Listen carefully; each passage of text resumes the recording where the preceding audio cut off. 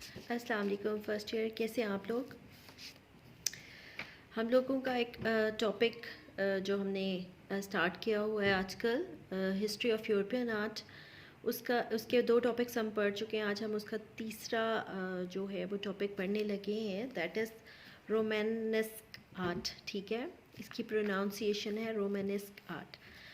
تو اس سے پہلے ہم نے ارلی کرسچن اور بائزنٹائن آرٹ کے بارے میں پڑھا تھا. تو جو ٹرم ہے Romanesque art, that is its main Roman like اور in the style of Roman. یعنی کہ جو یہ ہم ٹرم یوز کر رہے ہیں، آرٹ کی یہ ٹرم یوز کر رہے ہیں، یہ کسی خاص علاقے سے بلانگ نہیں کرتی بلکہ ایک اسٹائل سے بلانگ کرتی ہے. ٹھیک ہے، میں آپ کو یہ اس طرح واضح کروں گی، اس کی مثال یوں دوں گی کہ جیسے ہم ایجپشن کی بات کر رہے ہیں تو اٹس مین ایجپٹ کی بات ہو رہی ہے. ایجپشن سے مراد ہے ایجپٹ، اور ایجپٹ ایک خاص ایک ایریا یا علاقہ جو ہے اس کا نام ہے. تو جو بھی بات ہو رہی ہے وہ اس سرزمین کے حوالے سے ہو رہی ہے. اسی طرح فرینچ کی بات کریں گے تو فرینچ سے مراد ہے فرانس، اور فرانس کا ایک خاص علاقہ ہے جو ان کی ٹیریٹری ہے، اس سے ریلیٹڈ بات کریں گے. لیکن جب ہم یہاں پہ رومانسک کی بات کریں گے تو یہ بلانگ کرتا ہے ایک سٹائل سے، جو رومن کا ایک سٹائل تھا آرٹ کے حوالے سے کام کرنے کا، یہ اس سے ریلیٹ کرتا ہے، بلکہ کسی علاقے سے بلانگ نہیں کرتا. ٹھیک ہے، پہلی بات تو آپ لوگ یہ سمجھ لیں. تو یہ جو ہے Romanesque art and architecture is an architectural style of medieval Europe characterized by semi circular arches. یہ جو رومانسک آرٹ ہے یہ ایک آرکیٹیکچر سٹائل سے بلانگ کرتا ہے. ٹھیک ہے، اس کا مطلب ہے کہ خاص آرکیٹیکچر سے مراد ہے کہ بلڈنگس ہو گئیں، عمارات، جو عمارتیں جو کسی بھی خاص سٹائل سے بلڈ کی جاتی ہیں. جیسے ہمارے ہاں ایک خاص مغل سٹائل کی عمارتیں ہیں، تو جب ہم ان مغل بلڈنگس کے بارے میں بات کرتے تو ہمارے ذہن میں فوراً آ جاتا ہے کہ ریڈ اینٹوں کی بنائی ہوئی بلڈنگس، جن کی ایک ٹپیکل آرچز ہیں، جو کہ بڑی بڑی دیواریں اور اس طرح کے خاص آرکیٹیکچر کا نام ہے. آپ لوگوں نے دیکھا ہوگا لاہور کا قلعہ بھی دیکھا ہوا ہوگا، شاہی مسجد بھی دیکھی ہوگی. اس کے علاوہ اگر میں بھاولپور کے آرکیٹیکچر کی مثال دوں تو وہ آپ کے ذہن میں فوراً کارنرس والے گنبد اور ایک خاص قسم کی جو ہماری عمارتوں کا سٹائل ہے بھاولپور کی بلڈنگز کا، وہ آپ کے ذہن میں آ جائیں گی. اسی طرح رومانسک سٹائل آف آرکیٹیکچر جو تھا وہ ایک خاص سٹائل تھا جس کی سیمی سرکولر آرچز تھیں، جو کہ خاص خصوصیت تھی اس کی. تو اس سے فوراً یہ سٹائل جو ہے وہ ذہن میں آ جاتا ہے. تو there is no consensus for the beginning date of the Romanesque style, with purposes running from 6th to 11th century, this later date being the most commonly held. اب وہ کہتے ہیں کہ اس کی جو ڈیٹ ہے اس کے بارے میں خاص طور پہ تو نہیں کہا جاتا کہ یہ فلاں ڈیٹ میں یہ یا فلاں صدی میں یہ جو ہے ورک کیا گیا تھا، لیکن کامنلی جو یہ خیال کیا جاتا ہے کہ یہ 6 سے لے کے 11ویں صدی کے درمیان میں یہ آرٹ ورک کریٹ کیا گیا تھا. اور اس سٹائل کی جو بلڈنگز تھیں، رومانسک سٹائل کی جو بلڈنگز تھیں یا آرکیٹیکچر جو تھا وہ بلڈ کیا گیا تھا. تو زیادہ تر یہی کہا جاتا ہے کہ 11ویں صدی میں اس طرح کی بے شمار عمارتیں تعمیر کی گئی تھیں. اور جو عمارتیں تعمیر کی گئی تھیں وہ خاص طور پہ جو ہے وہ اس سے ریلیٹ نہیں کرتی کہ وہ صرف چرچز تھیں یا ریلیجین بلڈنگز ہی تھیں. وہ ہر طرح کی عمارتیں جو ہیں وہ اس سٹائل میں بنائی گئی تھیں. اور جو ہے اس خاص عمارتوں کی جو ٹرم استعمال کی گئی اس خصوصیات کی وجہ سے جو ان بلڈنگز کے اندر تھیں، وہ ابھی ہم دیکھیں گے کہ کیا خصوصیات تھیں، تو ان کو رومانسک کا نام دیا گیا. Combining feature of ancient Roman and Byzantine buildings and other local traditions, Romantic architecture is known by its massive quality. اچھا، اب یہ یہاں پہ کہہ رہے ہیں کہ کچھ کمبائننگ فیچرز تھے جو کہ رومن آرٹ سے لیے گئے تھے اور بائزنٹائن آرٹ سے جو ہے وہ لیے گئے تھے، اور ان کوالٹیز کو ان رومنسک اسٹائل کی بلڈنگز کے اندر جو ہے وہ کمبائن کر دیا گیا تھا۔ تھوڑا سا میں آپ لوگوں کو روم کے بارے میں بتاتی ہوں تاکہ آپ لوگوں کو یہ سمجھ آ جائے کہ ہر جگہ روم روم کا لفظ استعمال تو ہو رہا ہے کہ آخر روم میں ایسا کیا آرٹ ورک تھا جو اس کی طرح کا یہ آرٹ ورک کیا گیا تھا۔ یورپ میں جو ہے وہ کرسچینٹی سے پہلے جو روم کا علاقہ ہے وہ اپنے آرٹ ورک کی وجہ سے، اپنے آرکیٹیکچر کی وجہ سے، اپنی جو وہاں کی آرٹسٹک خصوصیات تھی ان کی وجہ سے جانا جاتا تھا۔ آپ لوگوں کو جو ہے اسٹل لائف سمجھاتے ہوئے کرواتے ہوئے میں نے آپ لوگوں کو میجرمنٹس کے بارے میں بتایا تھا، جو وہ میجرمنٹس ہیں یا جو اسکلپچر کرتے ہوئے یعنی کچھ اسٹیچوز وغیرہ بناتے ہوئے جو خاص میجرمنٹس کا خیال رکھا جاتا ہے یا جن حساب سے ان کو بنایا جاتا ہے، وہ بھی گریکس اور رومنس کے زمانے کی جو ہے وہ کریٹ کی ہوئی ہیں۔ ویسے تو بیسیکلی گریکس نے ہی جو ہے وہ میجرمنٹس کے طریقے جو تھے وہ ایجاد کیے تھے، لیکن رومنس بھی جو ہے اسی سٹائل میں کام کرتے تھے اور اسی یہ مطلب برابر برابر کا زمانہ تھا۔ تو جو رومنس نے جو آرٹ ورک کیا وہ بیسیکلی انہوں نے نقل تو گریکس سے ہی کیا، لیکن جو آرٹ ورک انہوں نے کریٹ کیا کرنے کے دوران یہ ان سے بھی کہیں زیادہ آگے نکل گئے تھے۔ یعنی خاص طور پہ اگر ہم ان کے رومن دور کے آرکیٹیکچر کی بات کریں تو انہوں نے اپنی بلڈنگز کے اندر کئی طرح کے آرڈرز جو ہے وہ بنائے۔ آرڈر سے مراد ہوتا ہے پلرز۔ تو ان کی جو بلڈنگز تھیں وہ یا تو پلرز کے اوپر سٹینڈ کرتی تھیں یا آرچز کے اوپر سٹینڈ کرتی تھیں۔ تو شروع کی جو ان کی بلڈنگز ہیں جو پلرز پہ سٹینڈ کرتی ہیں، انہوں نے کئی طرح کے آرڈرز بنائے جس میں آئیونک، ڈورک آرڈر، کورینتھن، کمپوزٹ، اور یہ مختلف قسموں کے جو یہ آرڈرز تھے یہ بڑے خوبصورت تھے۔ کوئی بالکل سمپل تھے، کوئی ڈیکوریٹو تھے، ان کے اوپر جو ہے کیا کہتے ہیں انگور کی بیلوں کے جو ہے نقش و نگار بھی بنائے گئے، اور بلڈنگز کے اندر ان کی موٹیوز یا ان کے فرائزز کے اوپر جو ہے بڑی زبردست انہوں نے آرٹ ورک کیا۔ اور اس کے علاوہ جو بلڈنگز انہوں نے آرچز کے اوپر سٹینڈ کی تو انہوں نے کنکریٹ کا طریقہ ایجاد کیا، جو کنکریٹ ورک آج بھی جو اس دنیا میں ہو رہا ہے وہ بھی انہی رومنس کی ایجاد تھی۔ اس کے علاوہ جو ہے انہوں نے ڈومز بنائے بڑے بڑے، اور پانی کی ٹنلز بنائیں، اور ان کو ان کے اوپر نیچے جو پانی کی ٹنلز بنائیں ان کے ساتھ بڑے خوبصورت انہوں نے آرچز بنائیں اس زمانے میں۔ اسٹیڈیمز اور ان کے تھیٹرز اور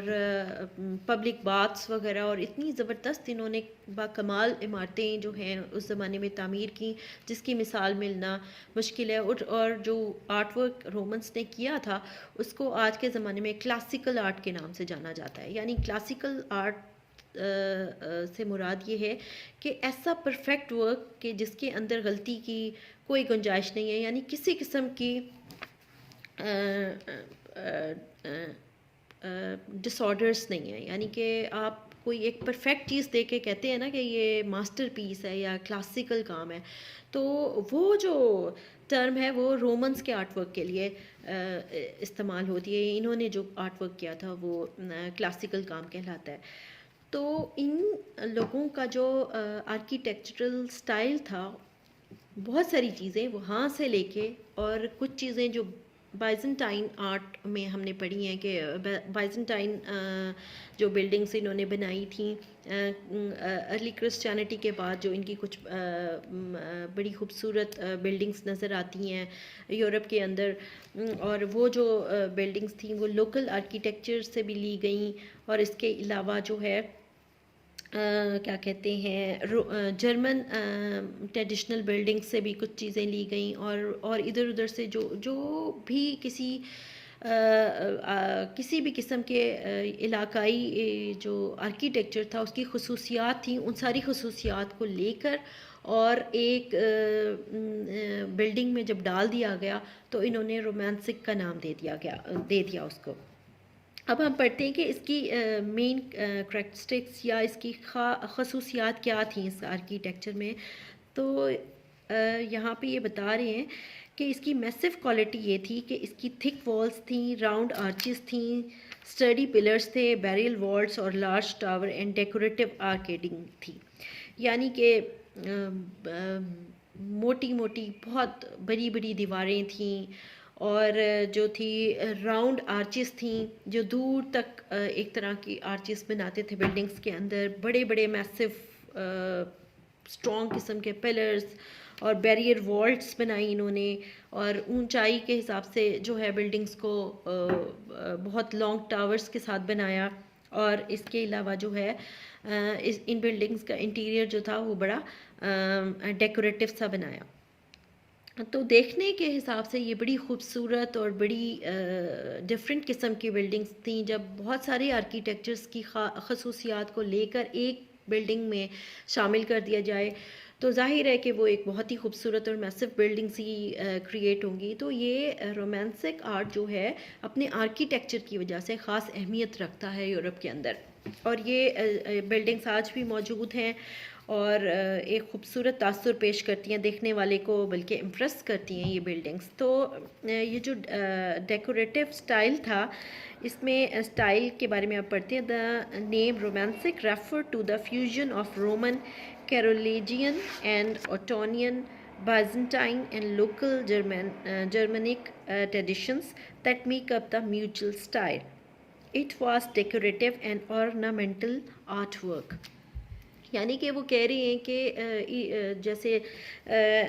جرمن ٹریڈیشنل بلڈنگز تھیں لوکل، ان کی خصوصیات بھی اس میں شامل تھی۔ بیزنٹائن اوٹونین بیزنٹائن بلڈنگز جو تھیں اس کی خصوصیات بھی ان بلڈنگز میں اس آرکیٹیکچر میں شامل تھیں، اور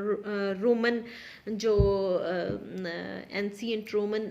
بلڈنگز کی جو خصوصیات تھیں وہ بھی اس میں شامل کر دی گئیں، اور ایک نیا آرٹ آرکیٹیکچر سٹائل جو ہے وہ کریٹ کیا گیا۔ اور یہ بہت اس کے اندر جو اگر یہ بلڈنگز جو تھیں وہ بہت سارے پرپسز کے لیے جو ہے وہ بنائی گئی، کوئی خصوصی انہوں نے جو ہے چرچز بنانے کے لیے یا جو کہنا چاہیے کہ ریلیجین بلڈنگز کے لیے ہی آرکیٹیکچر استعمال نہیں کیا، بلکہ کامنلی ہر طرح کی بلڈنگز بنائی گئیں، جس میں جو ہے بڑے بڑے عدالتوں کے ہالز بھی شامل تھے، جس میں جو ہے وہ محلات بھی تھے، جس میں چرچز بھی تھے، اور ہر طرح کی جیسے پبلک بلڈنگز ہوتی ہیں، ہر طرح کی بلڈنگز کو جو ہے وہ رومانسک سٹائل میں بنایا گیا تھا۔ تو اس کے اندر اگر مثال کے طور پہ میں بتا رہی ہوں، اگر چرچز کے اندر انہوں نے جو ڈیکوریشن کی، اس میں انہوں نے جو اسٹیچوز بنائے وہ فل گولڈ کے بنائے، اور آرنامنٹس کے ساتھ، یعنی مختلف سٹونز اور قیمتی پتھروں کے ساتھ ان کو سجایا گیا۔ اور اسی طرح جو ہے یہ ایک ڈیکوریٹو اور آرنامنٹل سٹائل کا جو ہے وہ آرکیٹیکچر تھا، جو خوبصورتی کے لیے جو ہے بڑا مشہور تھا۔ اور یہ جو ہم اس کو پڑھ رہے ہیں، یہ ارلی کرسچن آرٹ، پھر بائزنٹائن آرٹ کے بعد کا یہ آرٹ ورک ہے، اور یہ میں نے آپ کو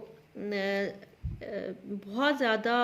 ان ڈیٹیل میں نے اس کو نہ لکھا ہے، نہ میں زیادہ چیزوں پہ فوکس کر رہی ہوں، بلکہ میں ایک جو اس کی خصوصیت ہے آرکیٹیکچرل سٹائل یا آرٹ میں آرٹ ورک جو آرکیٹیکچرل میں ہے اس پہ یہ بیسڈ ہے، اور اسی کو ہی میں بار بار آپ لوگوں کو بتانے کی کوشش کر رہی ہوں کہ یہ جو ہے رومانسک آرٹ ورک جو تھا یہ آرکیٹیکچرل سٹائل تھا، اور یہ جو سٹائل تھا وہ فیوژن تھا مختلف آرکیٹیکچرل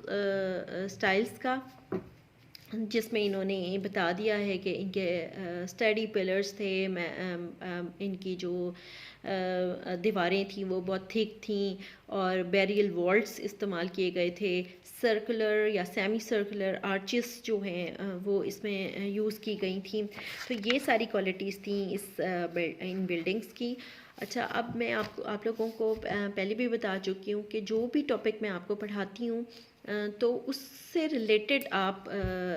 سرچ کر لیا کریں، وہ ٹاپک لکھ لیا کریں، تو فوراً ہی اس آرٹ ورک سے ریلیٹڈ جو چیزیں ہیں، جو آرکیٹیکچر ہے یا آرٹ ورک ہے، وہ فوراً آپ کے سامنے آ جائے گا اور آپ اس کو اچھی طرح دیکھ لیں گے کہ وہ کس طرح کا کیا گیا تھا. تو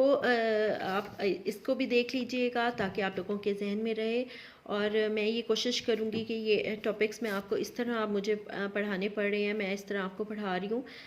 کیونکہ مجھے بھی سیٹسفیکشن نہیں ہو رہی ہے کہ میں اس اچھی طرح نہیں پڑھا سک رہی جس طرح کلاس سامنے ہوتی ہے اور ٹیچر جو ہے اسٹوڈنٹس کو پڑھا رہا ہوتا ہے. پھر اسٹوڈنٹس بھی یہ ہوتا ہے کہ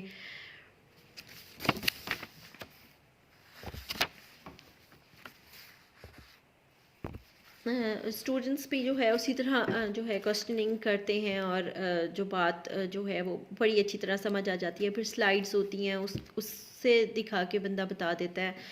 تو میں کوشش یہ کروں گی کہ جب ہمارے انشاءاللہ دوبارہ کالجز سٹارٹ ہو جائیں گے تو اگر ٹائم ہوا تو میں آپ لوگوں کو جو ہے ملٹی میڈیا پہ اس سے ریلیٹڈ سلائیڈز پہ دکھا دوں گی، اور میں ان ٹاپکس کو دوبارہ ریوائز کروا دوں گی. لیکن اگر ابھی آپ لوگوں کو کوئی چیز سمجھ نہیں آتی تو آپ مجھے ضرور میسج کیا کریں، میرے سے پوچھا کریں.